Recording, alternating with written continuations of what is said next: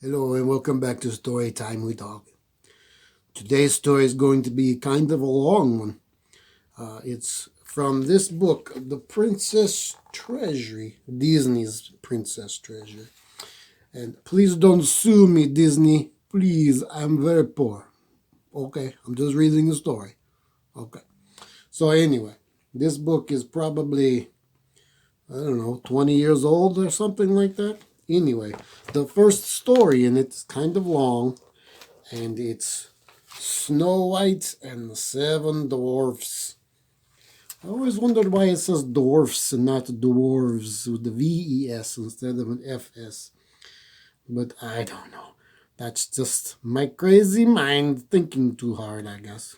Anyway, let's read it. Walt Disney's Snow White and the Seven Dwarfs. Dwarfs. All right. Oh, and thank you for coming. All right, welcome back to Storytime with Dog and the story of Snow White and the Seven Dwarfs. This should be a good story, I think. Let me move my crystal ball out of the way. Oh, my other stuff, get it out of the way. All right, Snow White and the Seven Dwarfs. Now, this is a very old book, so some of the pages might be a little torn. I just want to tell you that right now. All right, Chapter 1. In a little kingdom graced with rolling hills, sparkling rivers, and bountiful forests, there once lived a lovely young princess named Snow White. Snow White was not only kind, but beautiful as well. Her hair was the deepest ebony, her complexion the purest ivory.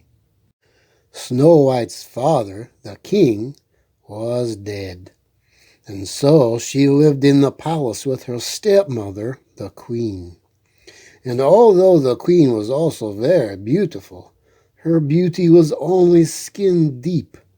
Inside, she was cold and heartless, and as evil as an ugly old witch. The queen was very jealous of Snow White's beauty, so much so that she forced the little princess to dress in tattered rags and made her work long hours as a scullery maid. The queen thought that, disguised in this way, Snow White's beauty could never rival her own. Still, that wasn't enough to satisfy her vanity. In a dark and foreboding part of the castle, the queen kept a magic mirror, and every day she would stand before the ornate mirror and chant, "Magic mirror on the wall, who is the fairest of them all?"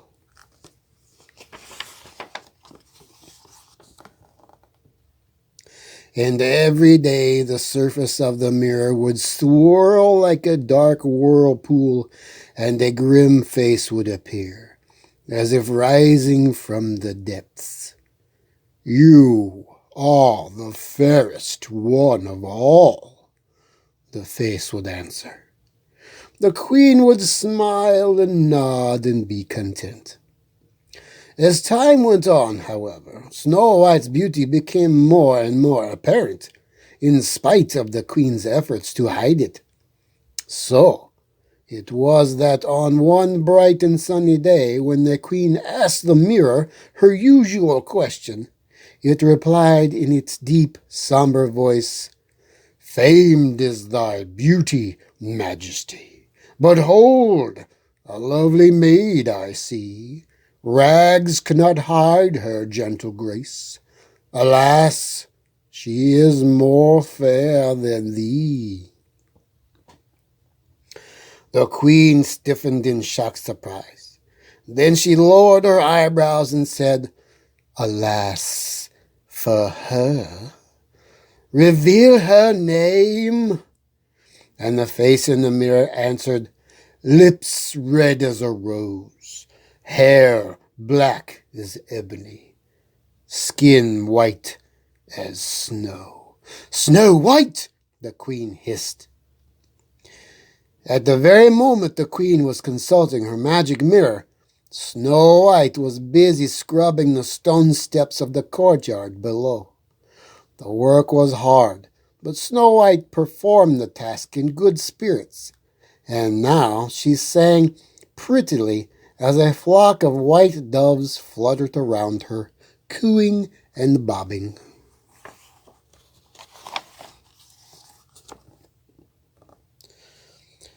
When she turned to draw water from a nearby well, Snow White peered down at her reflection and was quite startled to see another face next to hers. "Oh!" she cried, looking up. She saw a handsome man in the fine dress of a prince standing right beside her. "Oh!" she cried again, backing away. "Did I frighten you? I didn't mean to," the prince said with concern. "It's just that I heard such a lovely song as I was riding by." Snow White was so flustered she couldn't speak. Finally, she bolted toward the castle door, scattering the doves in her wake. "Wait, please don't go," cried the prince. "I'd like to talk to you some more." But Snow White was already running up the castle's winding stone steps to the small balcony that overlooked the courtyard. When she reached the balcony, she peeked past the heavy curtains and looked down. The prince was still there, gazing up at the castle. He looked so handsome and seemed so kind that Snow White felt drawn to him. Timidly at first, and then more boldly, she stepped closer to the balcony's edge. When the prince saw her, he couldn't help but smile. She was the most beautiful girl he had ever seen. "Please come back," he urged. "I must get to know you." Snow White smiled too, but still did not move from the balcony. As the prince continued to entreat her to return, a dove flew up onto Snow White's hand. On impulse, she kissed the dove and bade it fly down to the young man below. The dove gently fluttered down to the prince and kissed him in return.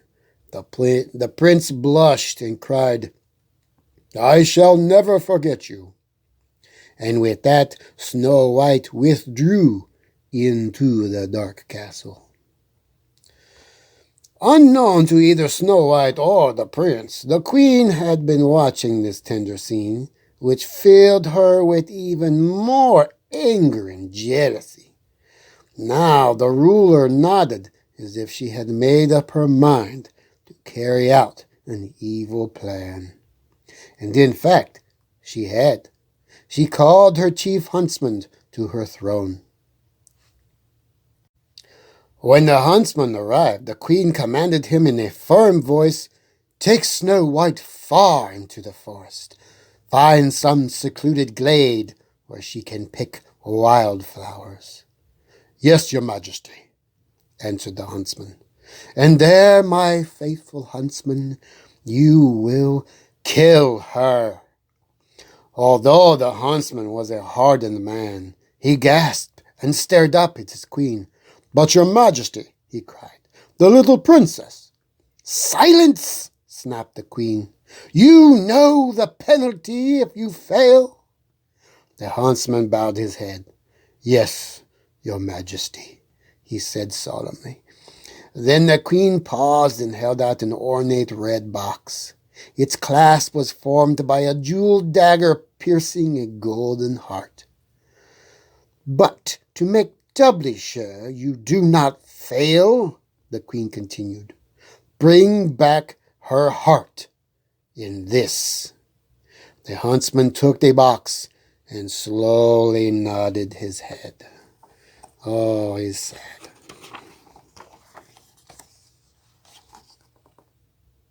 Chapter 2. Snow White was soon wandering cheerfully through a lush green meadow, with the huntsman following close behind. She had been told that the queen wanted some wildflowers for her table, and she was glad of the chance to go out into the surrounding countryside. She was reaching to pick from a cluster of bright daisies when she spied a baby bird on the ground beside a large rock. "Why, hello there," Snow White said. The tiny creature shook its blue speckled wings and chirped a hello in response. Snow White bent down to pick up the bird and suddenly noticed a large dark shadow creeping up the rock. Oh, right there. She whirled around in fright and then cringed in terror as she saw the huntsman looming over her, a sharp knife in his hand. She pressed herself against the rock and put her hands up to shield her face. The huntsman came at her grimly, his knife poised to strike, but at the last moment his hand shook and his face fell in dismay. "I can't do it," he cried as he dropped to his knees. "Forgive me. I beg of your highness, forgive me." "Why? Why? I don't understand," stammered the frightened princess. "She's mad, jealous of you," the huntsman said. "She'll stop at nothing." Snow White stared at the huntsman for a moment in shock and confusion. "But who?" she gasped. "The queen," answered the huntsman. "The queen?" echoed Snow White, her face growing pale. "Yes," said the huntsman. "Now quick, child, run! Run away and hide!" "But where shall I go?" asked Snow White in a trembling voice. "Into the woods." "Anywhere," said the huntsman, gesturing wildly at the thick forest just beyond the meadow. "Now go! Run, and don't come back." Without another word, Snow White whirled and fled into the dark forest. She could hear the huntsman urging her on as she stumbled blindly through dense trees and brush. And as she ran, the things in the forest took on shapes and forms she had never before imagined. The branches of trees sprang to life around her, like their claw-like hands reaching out to grab her. Rocks became hunched wild animals, ready to rear up at a moment's notice. Snow White ran across a hilly bog. And all at once, the spongy ground gave way underneath her, and she fell into a dark pool full of half-rotted logs. As she frantically struggled to free herself from the murky waters, the floating logs were transformed into terrifying crocodiles, snapping at her with wide jaws. She finally stumbled out of the pool and ran again, deeper and deeper into the forest, until she saw her path blocked by an enormous black tree. Its gnarled trunk showed a grotesque and frightening face, and its thick branches reached out as if to grab and crush her. Snow White screamed and stumbled into a nearby clearing. There she fell to the mossy earth, sobbing in terror until she was so exhausted that she fell fast asleep where she lay. Chapter 3. The next morning, as the rays of the rising sun streamed down into the woods, curious eyes peeked out from the surrounding trees and bushes and stared at the sleeping girl. 3 fawns bobbed their heads and then cautiously picked their way forward. They were joined by a group of chattering chipmunks and bushy-tailed squirrels zigzagging their way across the clearing. A rabbit family hopped out of its hiding place behind an old tree, followed by 2 black-eyed raccoons and a small flock of quail. That's a lot of animals, isn't it? Oh my. As a half-dozen bluebirds fluttered down from the trees to join the other animals, one frisky little rabbit, bolder than the rest, hopped right up to Snow White. With the twitching pink nose, it sniffed her hair. The princess stirred and raised her head. "Oh!" she cried. The rabbit seemed as startled as Snow White, and it bounded away while the other creatures also scurried for cover. Snow White looked around and said, "Please don't run away. I won't hurt you." As if they understood her, the forest animals reappeared. Snow White smiled at them. Oh, I like animals. That would be really cool. "I'm awfully sorry," she continued. "I didn't mean to frighten you all, but you know what I've been through." The gentle creatures now came out and surrounded her. A baby bluebird perched on Snow White's hand, and she was heartened by its trust. "I really feel quite happy now," she said. "I'm sure I'll get along somehow."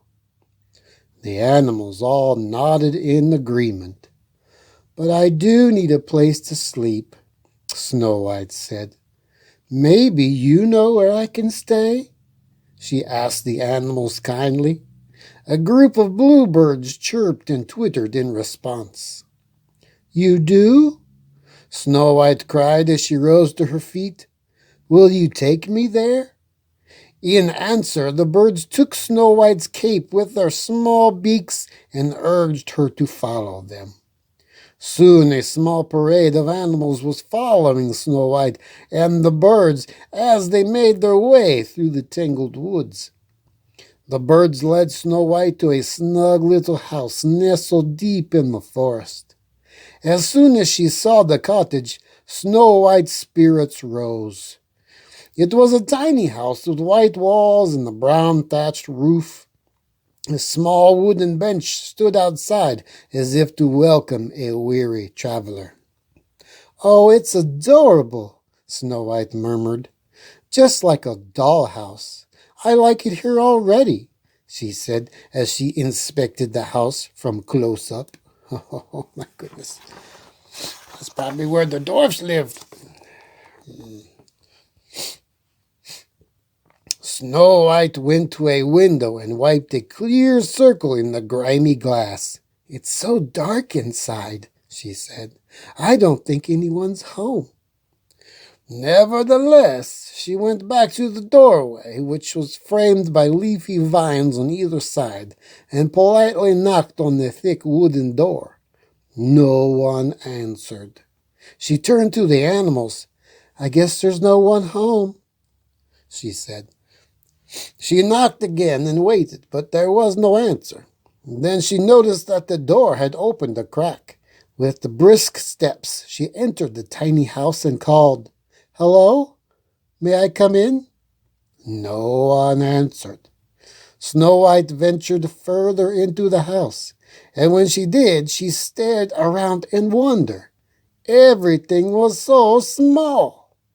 "What a cute little chair!" she exclaimed. Then she saw there were 7 little chairs. "Why, there must be 7 little children living here," Snow White said to her animal friends. And as she looked around, she also realized that the whole cottage was full of dust and dirt. The sink was filled with unwashed dishes, and there were dirty clothes everywhere, and the fireplace looked as if it hadn't been swept out in years. "Why, they've never swept this room," Snow White said. "You'd think their mother would." Then she paused as a thought occurred to her. "Maybe they don't have a mother," she said. The animals nodded their heads in sad agreement. "Then they're orphans," Snow White said. "That's too bad." She gazed around at the untidy little house for a long moment, then suddenly announced, "I know what we'll do." The animals all waited expectantly for Snow White to continue. "We'll clean up and surprise them." Snow White clapped her hands in satisfaction. "Then, when they see how helpful I can be, maybe they'll let me stay," she said. Again the animals nodded, as if they understood Snow White's intentions. "Well, let's not all just stand here," she said with a good-natured laugh. "Let's get busy." And in no time at all they did. The squirrels scurried cheerfully around the cottage, sweeping the floor and dusting off the furniture with their bushy tails. The raccoons helped Snow White wash the clothes by rubbing the garments together between their paws to get them sparkly clean. The birds eagerly flew up to every nook and cranny in the ceiling, pulling down cobwebs and balls of dust with their strong beaks. The deer and the rabbits pushed and pulled tables and chairs into their proper places. Even the tiny chipmunks gladly helped, carrying dirty cups, dishes, and silverware in their paws and mouths and depositing them in the wooden sink to be washed. With everyone doing their share, the work went smoothly throughout the afternoon as the sun slowly lowered to the west. While all this was going on, the people who lived in the cottage were in the hills not far away, digging for jewels in the deep, dark mine. There were 7 men in all, and they were dwarfs.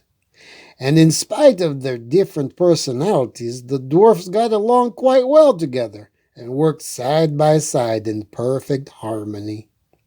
As they swung their picks and shovels, they sang a work song that echoed back to them throughout the caverns and tunnels of the mine.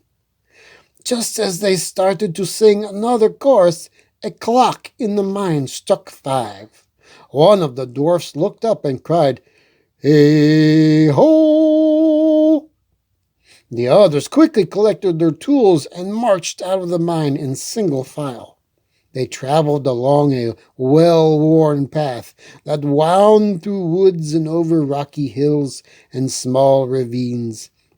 And all the while they whistled and sang, content to be heading home after a good day's work. Hi ho, hi ho, it's off to home we go. Hi ho, hi ho, hi ho, hi ho. Something like that. Back at the cottage, Snow White and the animals looked around with pride at the sparkly clean room. "Now, let's see what's upstairs," she said. Snow White led the way up the small wooden steps as the animals followed behind. She saw that there was a bedroom with 7 little beds in it. On each wooden bedboard, a name was carved. Snow White looked at each one in turn. "What funny names for children," she said. "Doc, Happy, Sneezy, Dopey." Snow White laughed as she continued reading. "Grumpy, Bashful, Sleepy." Just then she yawned. "Oh, my goodness. I'm a little sleepy myself." Snow White lay across 3 of the little beds and sighed. The animals gently pulled a sheet up to cover her, and then, one by one, found cozy spots of their own. Snow White's eyes closed, and soon she and the forest creatures were fast asleep.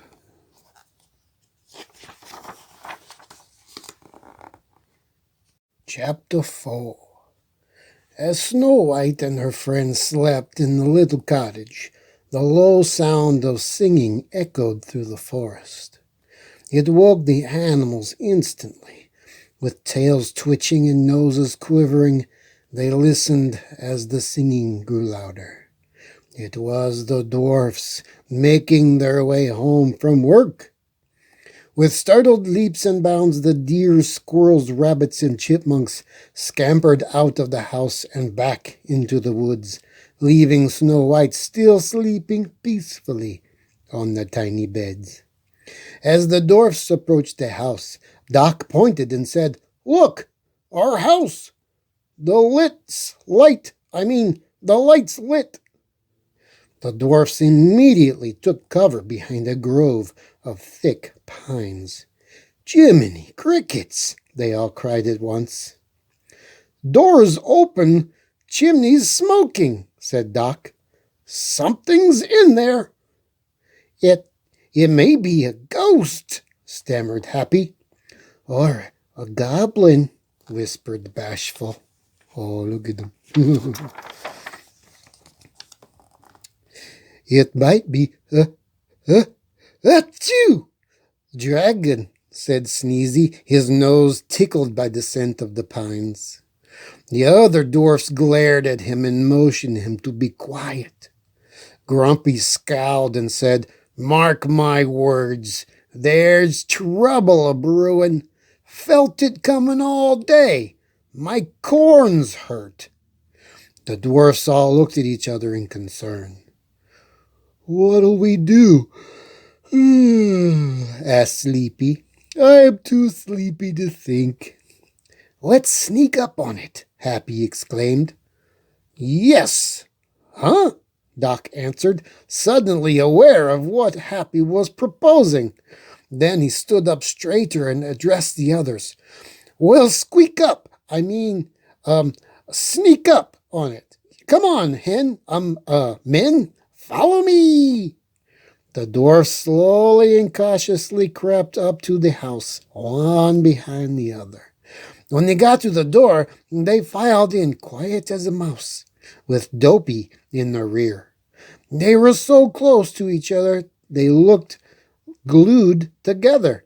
Suddenly, Dopey slammed the door shut. The dwarfs screamed and huddled against each other, expecting the worst. When they realized it was just Dopey, they put their fingers to their lips and said, "Shh." Dopey nodded, then turned to the door and put his finger to his lips and repeated, "Shh." As the dwarfs crept through the house, they noticed that things didn't seem quite the same as they had left them in the morning. "Look, the floor's been swept," said Doc. Grumpy rubbed a finger along the top of a chair. "Chair's been dusted," he said in disgust. "And our window's been washed," cried Happy as he looked out at the forest beyond. "Why, the whole place is clean," Doc finally announced. There's dirty work afoot," growled Grumpy. Just then Happy spied their big black kettle bubbling in the fireplace and sniffed. "Something's cooking," he said, "and it smells good." Happy grabbed a spoon and was about to dip it in the kettle when Grumpy snatched it away and yelled, "Don't touch it, you fool! It might be poison!" Glancing nervously around the room, the dwarfs felt sure that some sort of unknown and terrible creature had invaded their home.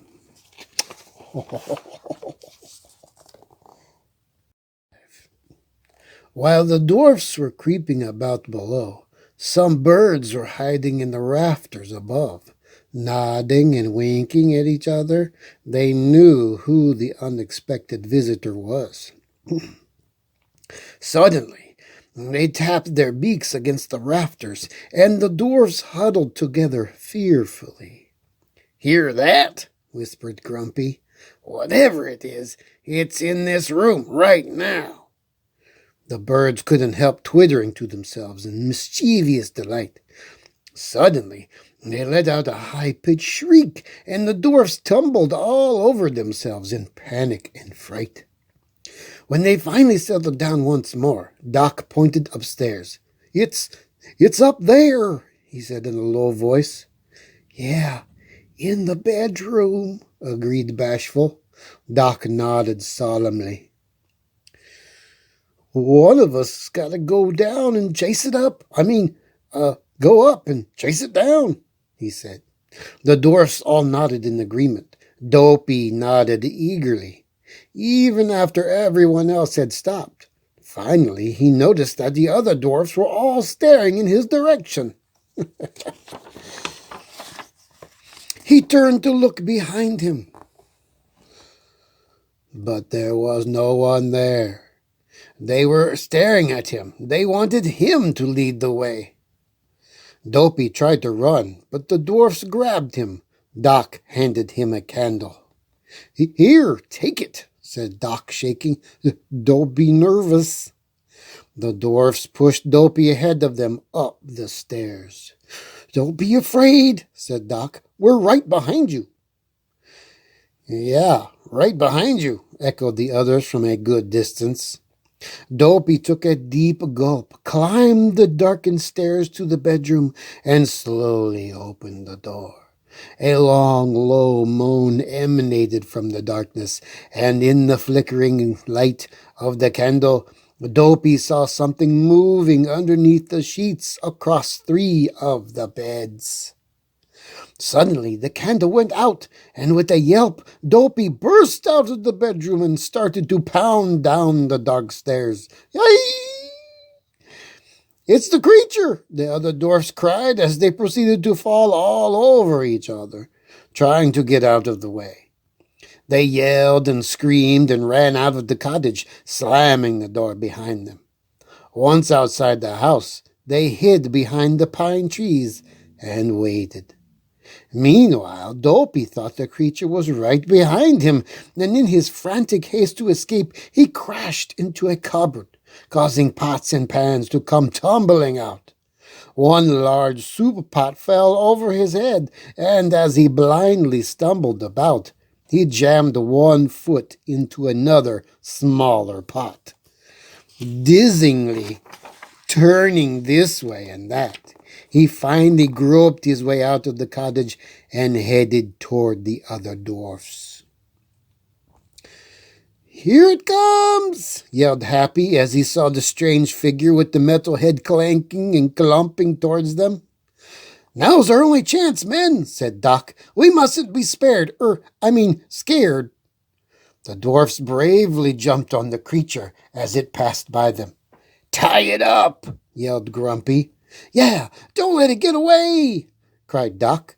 As the dwarfs struggled to hold the creature, its metal head fell off and hit the ground with a thump, and in its place was a head they recognized immediately. It was Dopey. "Ah, fuss and fiddlesticks," grumbled Grumpy. "All that trouble for nothing." Then the dwarfs finally calmed down and helped Dopey to his feet. They showered him with questions. "Did you see the creature? How big was it? Was it a dragon? Was it breathing? Fire? What was it doing?" Dopey quickly gestured that the creature was sleeping. "He says it's a monster," Doc cried. Asleep in our beds." "Let's attack," growled Grumpy, "while it's still sleeping." Doc agreed. "Hurry, men! It's now or never." So the dwarfs marched bravely back into the house, this time determined to face whatever danger there was. They crept quietly into the bedroom and right up to the beds where Snow White lay sleeping peacefully under the sheets. They surrounded the beds, holding up picks and clubs as weapons. Doc slowly and shakily pulled back the covers. The dwarfs were just about to strike when they saw Snow White. As one, they lowered their weapons and stood motionless. Doc was the first to recover. "Well, he stammered. "What is it?" asked Happy, gazing at the sleeping princess. "Why, it's a girl." Sneezy and Bashful both smiled. "She's mighty purty." "Phew!" "She's beautiful," said Bashful, blushing, "just like an angel." All the dwarfs were captivated by Snow White. All but Grumpy, that is. "Angel? Huh? She's a female, and all females is poison. They're full of wicked wiles." "What are wicked wiles?" asked Bashful. I don't know, but I'm against 'em." Doc told Grumpy not to speak so loudly, or the lovely young girl might wake up. "Ah, let her wake up. She don't belong here nohow." At that, Snow White's eyelids fluttered. "She's waking up," whispered Happy. The dwarfs quickly hid at the foot of the beds. Snow White yawned and opened her eyes. She sat up, looked around, remembering where she was. "Oh dear," she said to herself. "I wonder if the children are—" Just then she saw the dwarfs peeking over the edge of the bedboards. "Oh!" cried Snow White as she pulled the covers up around her, but then she sat up straighter and stared in surprise. "Why, you're not children at all. You're little men." Snow White smiled prettily and said, "How do you do?" "How do you do what?" answered Grumpy with a frown. But Snow White was not ruffled by Grumpy's rudeness, and she just continued gaily, "Oh, you can talk. I'm so glad." Snow White looked from one dwarf to the other and smiled. "Let me try to guess your names," she said, pointing first at Doc. "You must be Doc." "Yes," answered Doc politely. Then she pointed at Sleepy, who was busy yawning. "I know you're sleepy," Snow White said. Sleepy answered with a bob of his head. Snow White looked at Dopey, who was gazing at her with large blue eyes. "You must be Dopey," she said. Dopey nodded excitedly. She cocked her head and looked at Happy, who was smiling from ear to ear. "And you've got to be happy," Snow White said. Happy chuckled in glee. "Why, that's right," he cried. "How did you guess?" Then she leaned forward to look at the Bashful, who was trying to hide behind the others. "You're bashful." "Oh, yep. I mean," his face turning a bright pink. Just then Sneezy piped up. "Can you guess, who I am?" Snow White giggled. "I would say you were Sneezy," she answered. Sneezy held a finger under his nose and said in a muffled voice, "That's right, that's right, that's ugh." Then, when Snow White finally came to Grumpy, she looked at his folded arms and stern expression and took the same pose. "And you must be Grumpy," she said in a deep voice. But Grumpy just turned to Doc and said, "We know who we are. Ask her who she is and what she's doing in our house." And so the dwarfs asked. Snow White told them who she was and all about her terrible flight through the forest. When the dwarfs learned that she was the princess Snow White, they were honored to have her as a guest in their tiny forest home, all except Grumpy. He insisted that she should be made to leave. Snow White looked at the dwarfs entreatingly. "Please don't send me away," she pleaded. "If you do, she'll kill me." "Who?" they asked. And so Snow White told the dwarfs all about her evil stepmother, the queen. When she was finished, the dwarfs all clucked their tongues in sympathy. "She's wicked," said the Bashful. "She's bad," said Happy. "She's an old witch," said Grumpy. "And I'm warning you, if the queen finds Snow White here, she'll sweep down and wreak her vengeance on all of us." "But she doesn't know where I am," said Snow White. "She doesn't, huh? She knows everything. She's full of black magic. She can make herself invisible.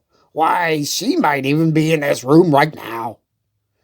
The other dwarfs looked around the room uneasily, but Snow White sat up straighter. "Oh, she'll never find me here. And if you let me stay, I can help with the chores. I'm a good cook, too." "A good cook!" cried the dwarfs, suddenly remembering their own hunger and the aroma coming from the kettle. "She stays!" shouted the dwarfs, in spite of Grumpy's glowering face.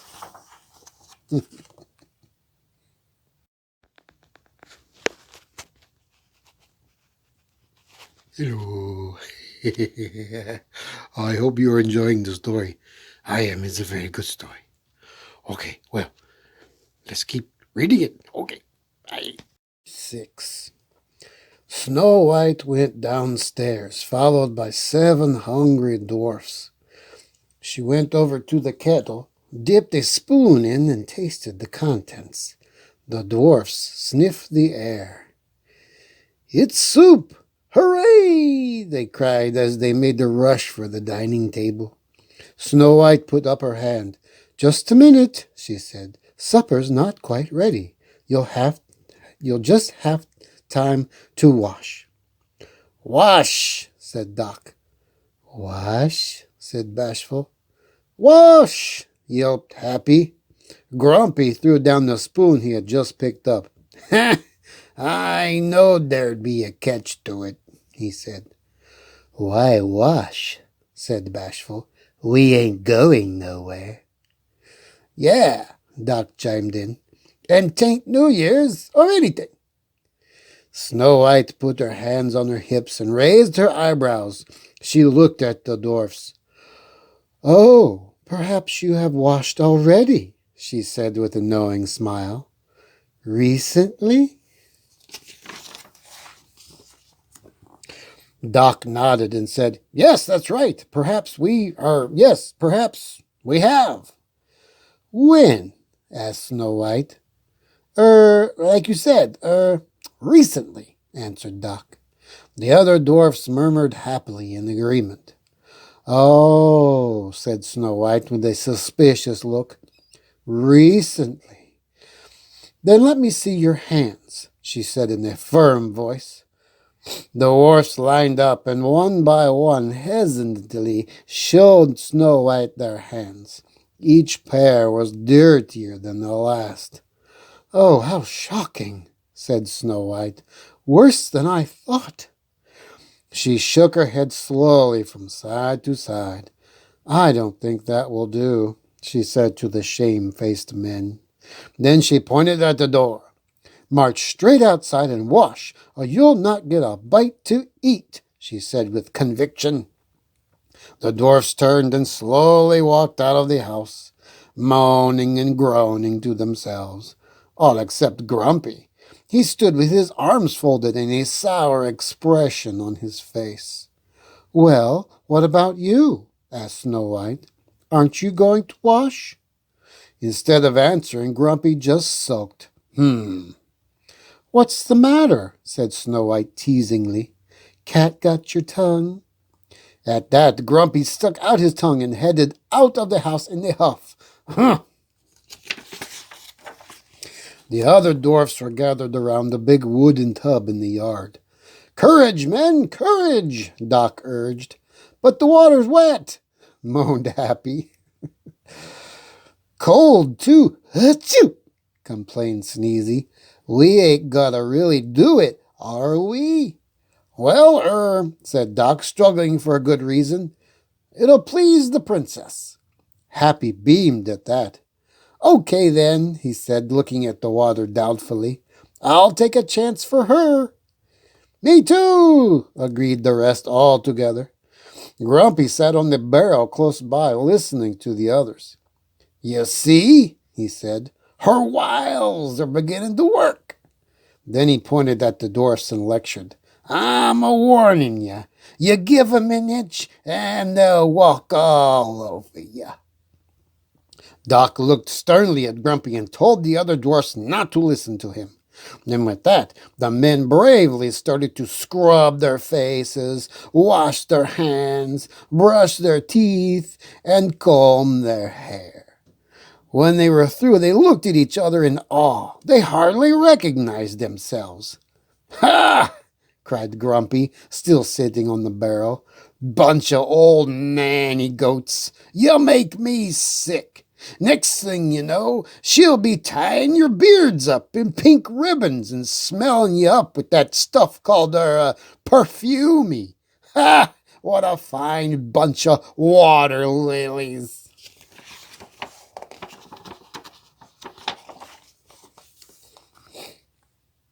The dwarfs looked at Grumpy and then at each other. Then they all nodded. "Get him!" Doc suddenly cried. The dwarfs pounced on Grumpy and carried him over to the tub. "Hey, let me loose, you fools!" Grumpy yelled as he squirmed to free himself. But the dwarfs paid no attention. Instead, they dumped Grumpy right into the tub of soapy water and started to scrub him good. "Now scrub him hard, men," Doc urged. "It can't be denied. He'll look mighty cute as soon as he's dried." Grumpy fumed and fussed. "You'll pay for this," he cried as he continued to struggle to get out of the tub. Suddenly, they heard a loud clang as Snow White banged a spoon on the kettle. "Supper!" she called out. "Supper!" the men shouted. They all let go of Grumpy at once, and he dropped back into the tub, sputtering and blowing bubbles as he gulped a mouthful of soap suds. Muttering and complaining, Grumpy finally got out of the tub and headed for the house with a "Ugh!" He joined the other dwarfs now seated at the table, eagerly awaiting their supper. Chapter 7. Back at the castle, the queen was once again consulting her magic mirror. But as she waited calmly for the expected reply, it said instead, "Over the 7 jeweled hills, beyond the 7th fall, in the cottage of the 7 dwarfs, dwells Snow White, fairest one of all." Shocked and outraged, the evil queen realized that she had been tricked. Snow White was still alive. The huntsman had not brought back Snow White's heart in a box, but that of a forest animal. The queen immediately began to plot a way to put an end to Snow White on her own. "I'll go to the dwarf's cottage myself," she muttered, "in a disguise so complete no one will ever suspect it's me." She swept down a flight of stone steps into her deep, dark dungeon. As the queen made her way across the dingy chamber, scurrying rats squealed and ran for cover. Spiders, beetles, and a host of other crawling things crept away at the sight of the evil queen. The only creature that didn't move was the queen's pet raven, who watched her approach with unblinking eyes and an evil expression to match her own. But the queen took no notice of these things. She went straight to her book of black magic and flipped through its pages until she found what she wanted. "Ah," she murmured, "a peddler's disguise. Perfect." She went over to the table cluttered with vials and beakers filled with all sorts of bubbling, smoking liquids. She selected one beaker and poured a steaming green liquid into a large goblet. "First, some mummy dust to make me old," she said as she sprinkled a fine gray powder into the glass. "To shroud my clothes, the black of night." She added a drop of black liquid. "To age my voice, a drop of crow's blood." Then a ruby red drop was added to the brew. The queen continued mixing her potion until she was satisfied that she had done everything exactly right. When she was finished, she held the goblet before her. The brew bubbled and hissed and spilled over the rim of the glass. She smiled grimly, and then with one quick motion, she swallowed the foul liquid. Bloop! As soon as she had done so, the queen clutched her throat as if she were choking. The dungeon seemed to spin crazily around her, and a powerful wind sprang up, rustling her robes and hair as if she were in the midst of a hurricane. The queen moaned as she shook violently, and then crumpled over as if a powerful hand were squeezing the youth from her body. And as she quivered in the grips of a magic potion, her lustrous black hair began turning a dingy white, and her smooth face started to fold into hideous wrinkles. Her long, beautiful fingers twisted into claw-like talons, and her elegant robe changed color and shape until it was no more than a faded black rag. Suddenly, a flash of brilliant green light filled the dungeon, and when it was gone, a haggard old witch stood in place of the once beautiful queen. She shrieked in both triumph and agony as the awful transformation reached its final stage. The witch glanced in the mirror and cackled. "Yes, a perfect disguise," she croaked and hobbled over to the book of spells once more. "And now," she hissed, "I must plan a special sort of death for one so fair. What shall it be?" The queen flipped through the pages until she stopped and cried, "Ah, yes, perfect! A poisoned apple." She read the spell aloud as her gnarled fingers traced the words. "One taste of the poisoned apple and the victim's eyes will close forever in the sleeping death." The old hag threw back her head and laughed long and loud.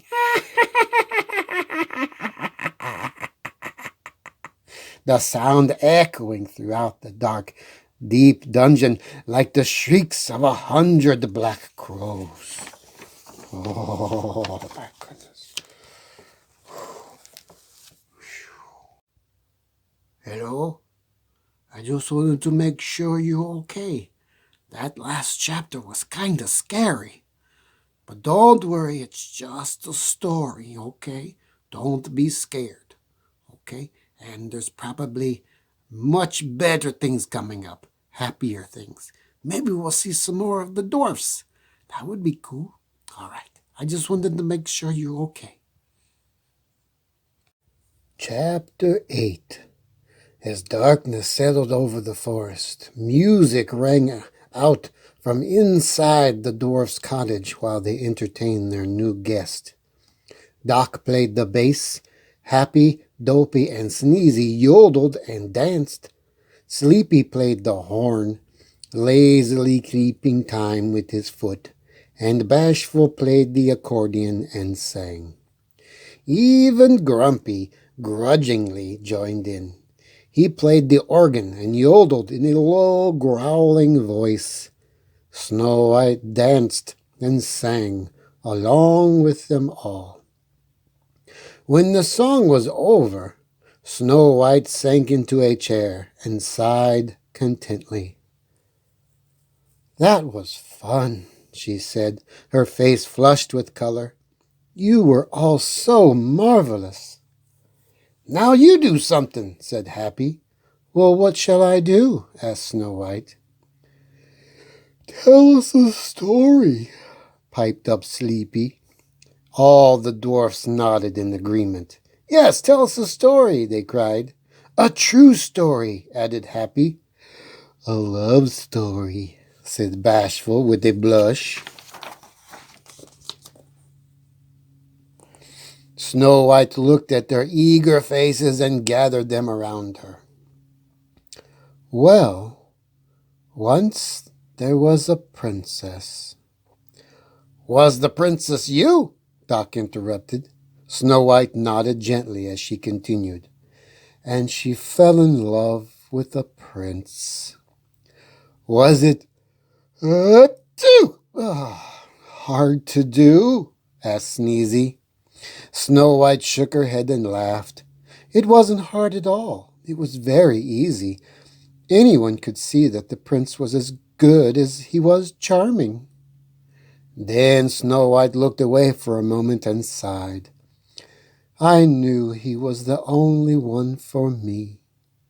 The dwarf showered her with questions. Was he big and tall? Did he say he loved you? Did he steal a kiss? No, but he was romantic, answered Snow White. I couldn't help being drawn to him. I had always known that someday I would meet someone I could love, and I did. Then Snow White smiled and started to sing in a soft, pleasant voice. And through the song she poured out all the secret longings of her young heart. Just as the song was ending, the clock struck the hour. Oh my goodness, it's past bedtime. Go upstairs, all of you, Snow White said playfully, shooing the dwarfs out of the room. Hold on there, men. The princess will sleep upstairs in our beds. But where will you sleep? Asked Snow White. Why, we'll be as bug as a snug in a rug. I mean, as snug as a bug in a rug down here. In a pig's eye? Snapped Grumpy. Yep, in a pigsty. I mean, a pig's eye, echoed Doc. Then he realized he had agreed with Grumpy's sour remark, and he shook his head in dismay. We'll be comfortable, won't we, men? He said to the dwarfs, looking especially at Grumpy. Oh, yes, they answered, not sure whether they meant it or not. Doc turned back to Snow White and said, Go right up now, my dear. Well, if you insist, answered Snow White, and then she smiled sweetly at them and said good night. Snow White knelt beside the beds and murmured low, Bless the 7 little men who have been so kind to me, and may my dreams come true. She started to rise, but quickly knelt down again. Oh, yes, and please make Grumpy like me. And with that, she crept into the beds and pulled up the covers.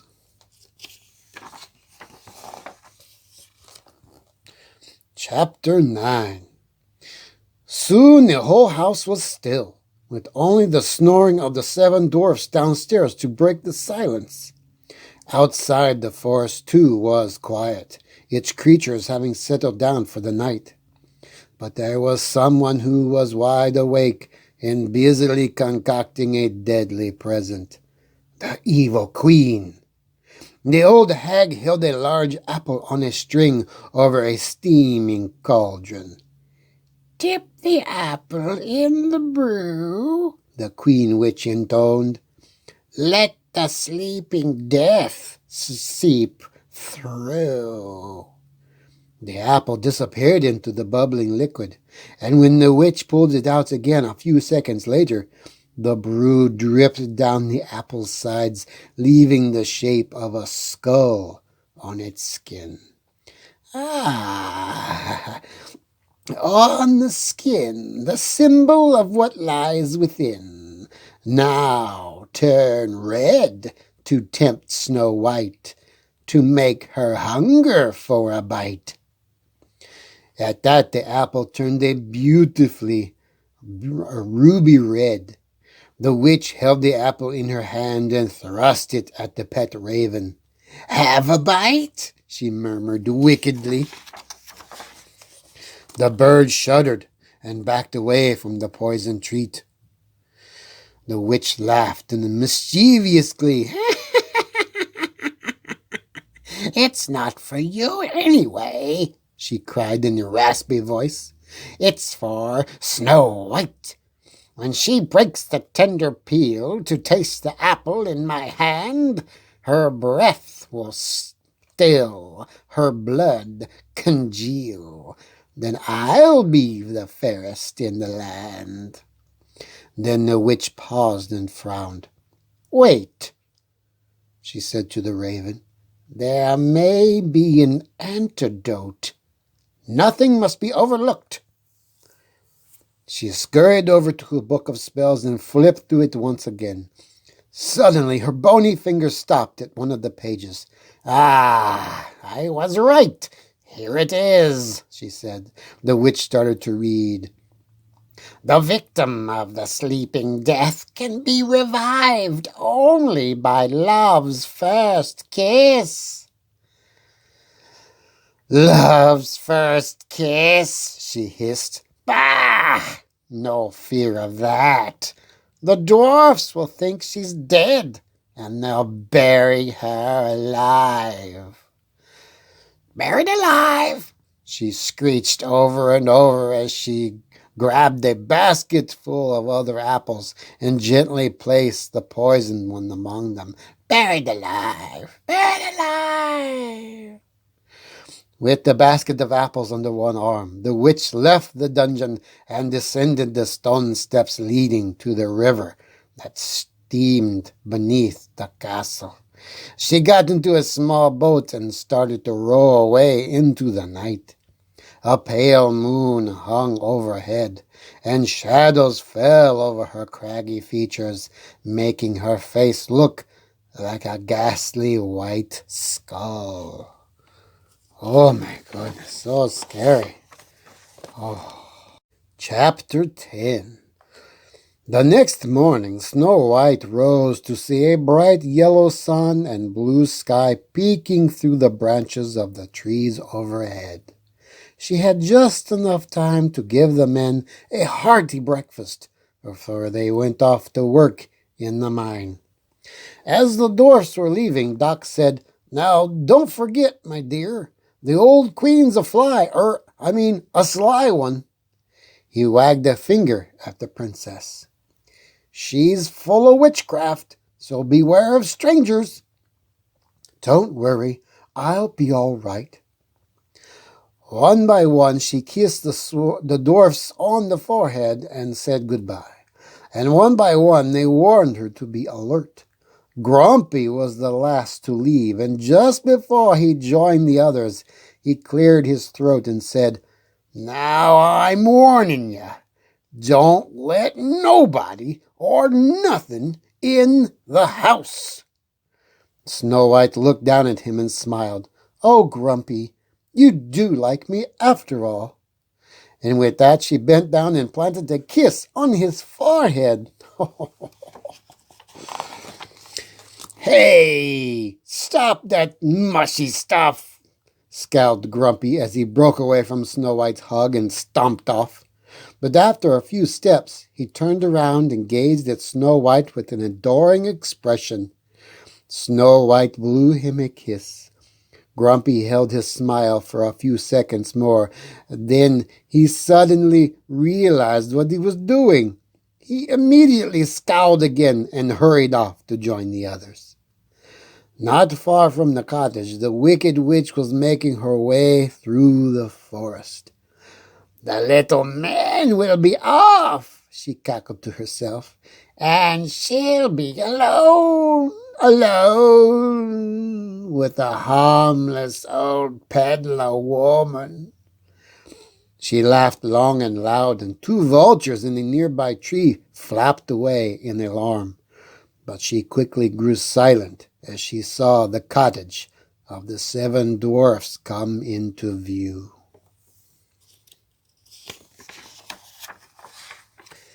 Chapter 11. As soon as the dwarfs had left, Snow White busied herself preparing food for that evening. She felt it was the least she could do to repay the dwarfs for their kindness. After cutting up some carrots and potatoes, Snow White decided to bake some gooseberry pies for dessert.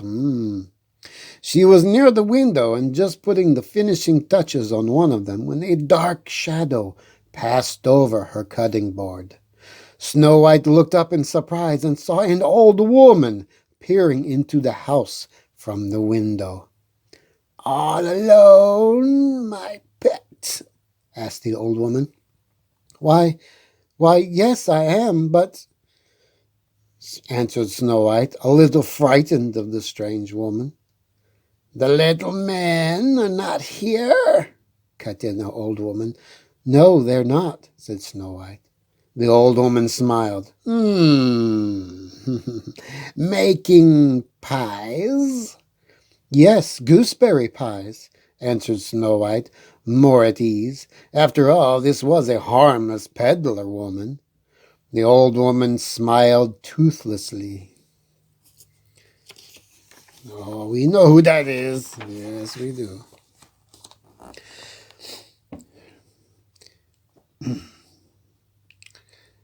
It's apple pies that make men's folks' mouths water, she said. Then she took the deep red apple from her basket and held it up. Pies made from apples like these, said the old woman. Oh, they do look delicious, said Snow White. Yes, murmured the old peddler. But wait until you taste one, dearie. Then she held the poisoned apple out to Snow White. Like to try one? The old woman asked. Snow White stepped back from the window a bit, not sure of what to do. Her animal friends fretted and paced anxiously in the woods nearby. The birds had twittered in alarm at the sight of the old peddler, and now they flapped their wings in helpless frustration as they watched Snow White about to take the tempting treat. But just as Snow White reached for the apple, the birds swooped down and knocked it from the old woman's hand. Then they fluttered around her, pecking at her head and body. The witch waved her feeble arms around and cried, Oh, go away! Leave me alone! Snow White ran out of the house and shooed the birds away. Stop it! Stop it right now! Snow White cried. The birds flew off back into the trees, where they perched restlessly. Oh, they're just trying to protect Snow White. Shame on you, Snow White scolded, frightening a poor old lady. The birds hung their heads, not knowing what to do. Snow White went to the old woman, who by now was on her hands and knees, recovering the apple. The princess helped the woman to her feet and said, I'm sorry. I don't know what has gotten into those birds. They are usually so gentle and kind. The old woman nodded absently, then grasped her chest and cried convincingly, Oh, my poor heart! Snow White held the woman up by the arm and looked at her with concern. Please take me into the house, the woman said. Let me rest a while. Perhaps I may have a glass of water. Snow White nodded and took the old peddler into the house. The birds and other animals rushed to the window to peek inside. They watched as Snow White helped the peddler into the chair and then gave her a cup of water. When Snow White turned away a moment, the old woman leered at them. The animals backed away and one by one scampered off to find the 7 dwarfs. Chapter 12. The animals crashed through thicket and brush as if a fire were chasing them. Finally, they reached the mine and started to push and prod the dwarfs in the direction of the cottage. The men thought the animals had gone mad. What ails these crazy critters? Cried Doc. They've gone plumb daffy, yelled the Bashful. Go on, get! Cried Doc as a deer bumped him from behind. Then he turned to the other dwarfs. These pesky critters won't stop. Tain't natural, cried Happy, flapping his arms to shoo away the birds. There's something wrong, cried Sneezy. Even Grumpy agreed. They ain't acting this way for nothing, he grumbled. Sleepy looked at everyone, half-closed eyes. Maybe the old queen's got Snow White, he said as he stifled a yawn. The queen! Cried Doc. Snow White! Cried the others. Oh no. Grumpy pounded his fist into his hand. The queen will kill her. We've got to save her, he cried. Then he hopped onto the back of a deer and said, Giddy up! One of the dwarfs leaped onto the deer and galloped back toward the cottage. The strange parade of running creatures hurtled through the forest, leaping over rocks and streams. Faster, Doc urged the others. We haven't got a moment to lose. Meanwhile, back at the cottage, the witch had pretended to recover her strength and was now carrying on a warm conversation with Snow White. She held up the poisoned apple once more. Oh, look at that. Because you've been so good to old Granny, she said, I'll share a secret with you. Snow White leaned forward in interest. This is no ordinary apple, the old woman said as she got to her feet. It's a magic wishing apple. A wishing apple? Said Snow White. Yes, one bite and all your dreams will come true. Really? Yes, girlie. Now, make a wish and take a bite. With a crooked smile, she held out the poisoned apple to Snow White.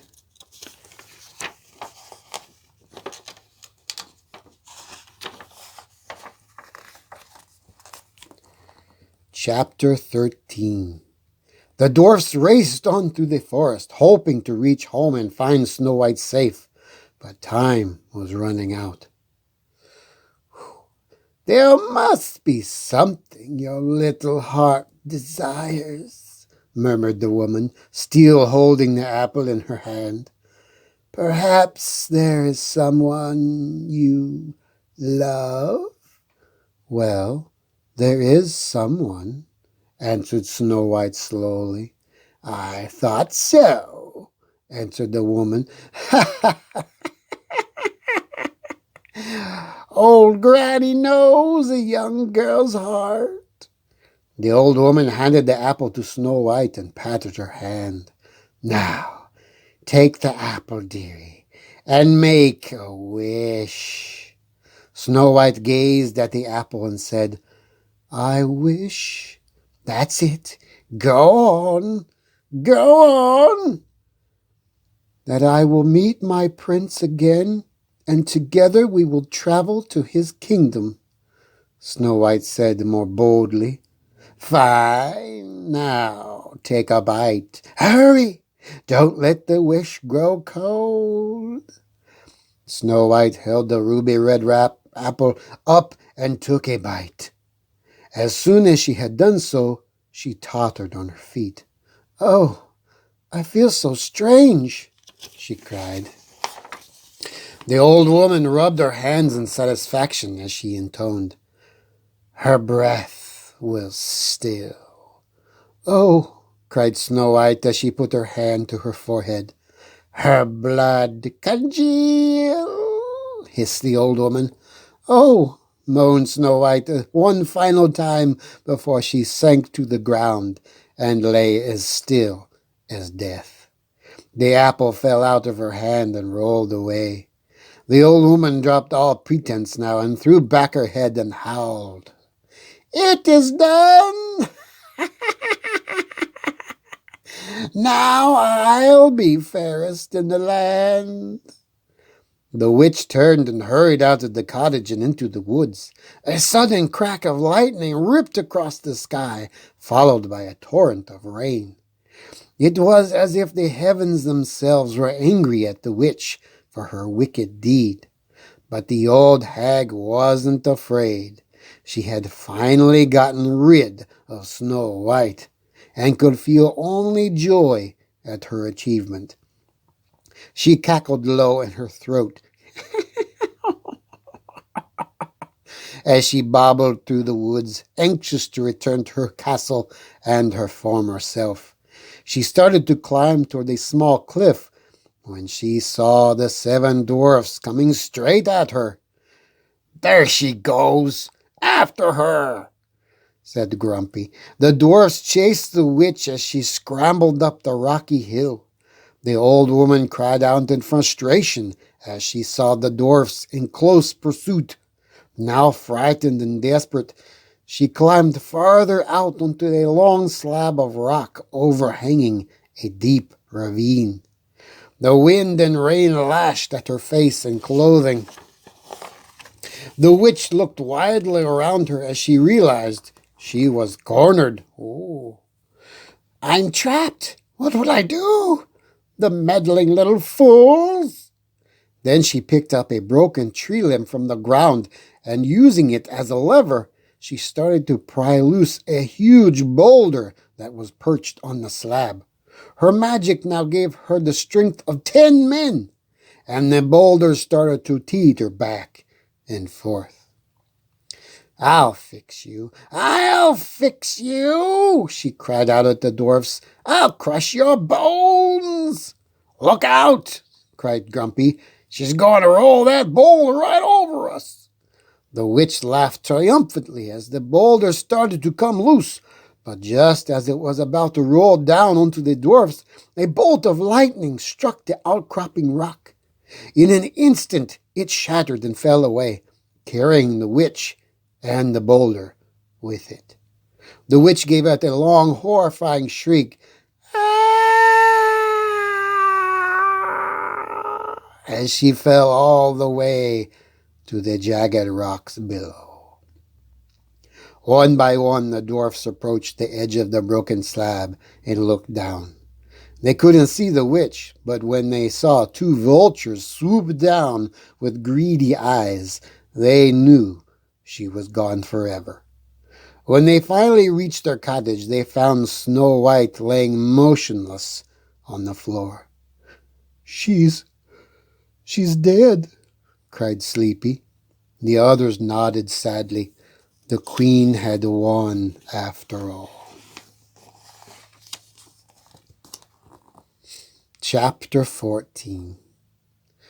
The dwarfs could not bear to bury the princess, so they fashioned a coffin of gold and glass and placed Snow White in it. Then they carried the coffin to a peaceful glen in the woods.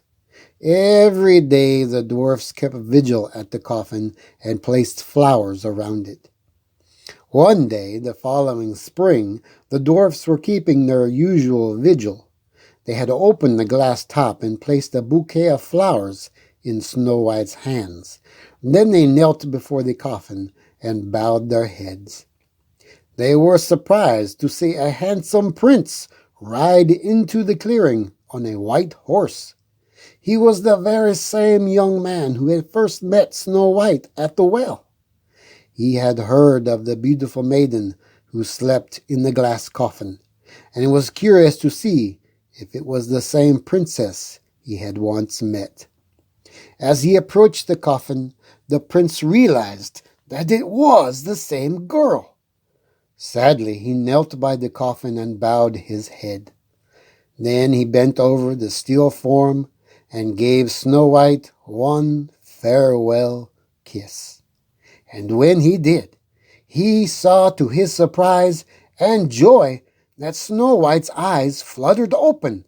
She was alive!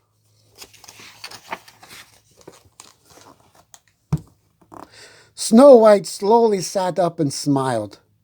It was as if she had just woken up from a good night's sleep. When she saw the prince, her eyes lit up in surprise, and she held out her arms to him. The prince quickly took her in his arms and lifted her up. For a moment the dwarfs stood silent and unbelieving, but they soon threw their hats in the air and yelled and cheered in delight. When they had finally calmed down again, Snow White went over and looked at each one of them fondly. You have been good, kind friends," she said in a soft voice, "and I shall never forget you."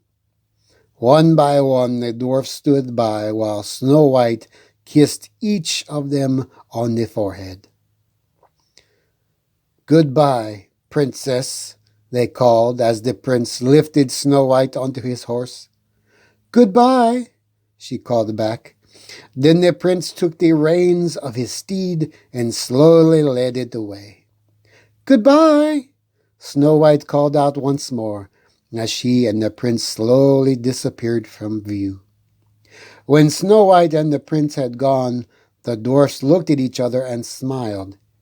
Even though they would miss her, they knew Snow White's wish had finally come true. She had found her true love, and she would live happily ever after. And that made them happy too, even Grumpy.